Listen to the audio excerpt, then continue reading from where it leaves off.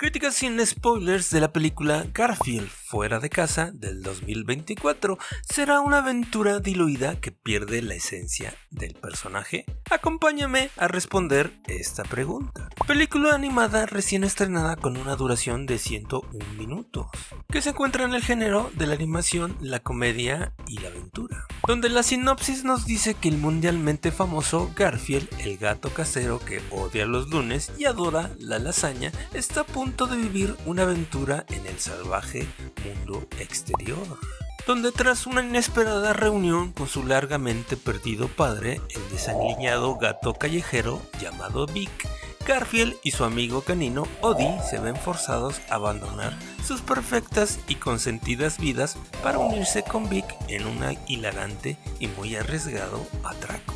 Y obviamente esta película se basa, digámoslo así, un poquito libremente sobre las tiras cómicas y libros del maestro Jim Davis.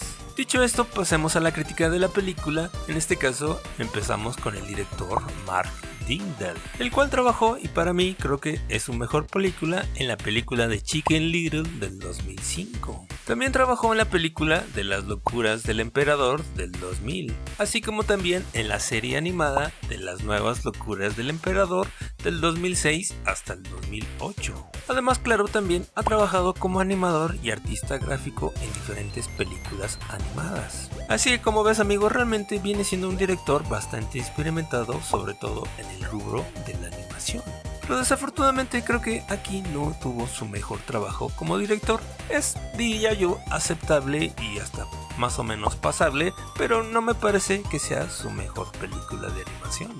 Porque siendo sinceros, realmente el problema de esta película no me parece que esté con él. Porque realmente pasemos en este caso a la crítica del guión, que ahí es donde sí me parece que está el gran problema de esta película, la cual se llevó a cargo por 3 escritores, en este caso David Reynolds, que francamente es el más conocido de todos, el cual trabajó junto con el director en la serie animada de Las nuevas locuras del emperador, así como también trabajó como coescritor en la película de Buscando a Nemo, además de ser un conocido escritor de libros, al igual como pasa con los otros 2 escritores de esta película, que vienen siendo Paul A. Kaplan y Mark Torger, los cuales nunca han escrito un guión para película, así que realmente son escritores de otros medios. Y es aquí para mí donde está el problema, porque no son escritores que tengan experiencia escribiendo películas y mucho menos películas animadas, salvo en este caso David Reynolds. Y aquí a lo mejor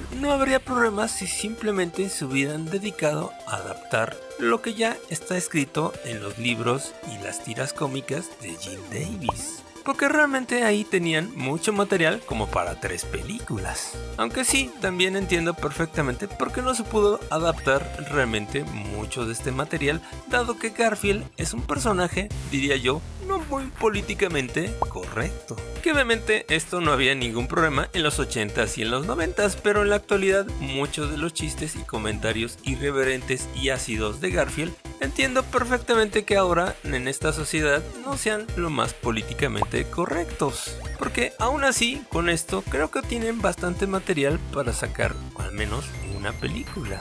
Aunque en este caso me parece que la parte del papá sí aporta y ayuda a la franquicia y también me resulta interesante. Pero realmente la mayor parte de la película, que es precisamente la aventura, no queda absolutamente nada con los personajes, porque realmente no se parece Garfield ni Odie a los personajes de las tiras cómicas. Y además que estos escritores quisieron inventar el agua tibia porque realmente introducen nuevos personajes que no tienen nada que ver, porque realmente en la saga de Garfield tenemos muchos personajes bastante queridos por los fans que pueden utilizar para hacer una aventura. Y además, para colmo, introduces una villana que nada que ver con la historia de Garfield y francamente bastante descafeinada. Así que perdón, pero les voy a poner tache a los escritores porque realmente querían inventar el hilo negro y hacer que los personajes hagan otras cosas que realmente nunca han hecho en las tiras cómicas. Porque realmente en esta película solo al principio y al final realmente vemos a los personajes originales de las tiras cómicas, como en este caso Garfield, Odie o John. Y hasta inclusive al final tenemos la presentación o cameo de Liz Wilson, la veterinaria digamos, interés romántico de John y el personaje de Nerman, precisamente el gato vecino, lindo y amoroso que obviamente odia a Garfield. Ese realmente es el villano de Garfield. Además, claro, de los lunes y las dietas. Porque realmente, siendo sinceros, Garfield viene siendo el villano de su serie, o en este caso, por lo menos un antihéroe. Y esto se ve realmente muy poco en la película. Muy bien, pasemos a la crítica de los actores. En este caso, en la versión en inglés estuvo Chris Pratt, Samuel L. Jackson, Harvey Guillen y Nicholas Hoult. Que aquí no puedo decir si lo hicieron mal o bien, porque realmente me tocó ver la versión doblada al español. Así que si alguien de ustedes la llegó a ver en inglés, que me ponga en los comentarios qué tal estuvieron las voces en inglés. En este caso, en la versión en doblaje latino, fue el actor Memo Villegas quien le dio la voz a Garfield. Y también tuvimos curiosamente al actor chileno Sandro Larenas, que a lo mejor no te sonará mucho, pero él es precisamente quien prestaba la voz para Garfield en las series animadas. Así que en esta película le dieron el papel del padre de Garfield, que francamente yo no me di cuenta cuando vi la película. Así como también está la voz de Regina Orozco y de Joaquín Cosío, a los cuales sí les voy a poner palomita porque realmente me parece que hicieron un trabajo bastante aceptable.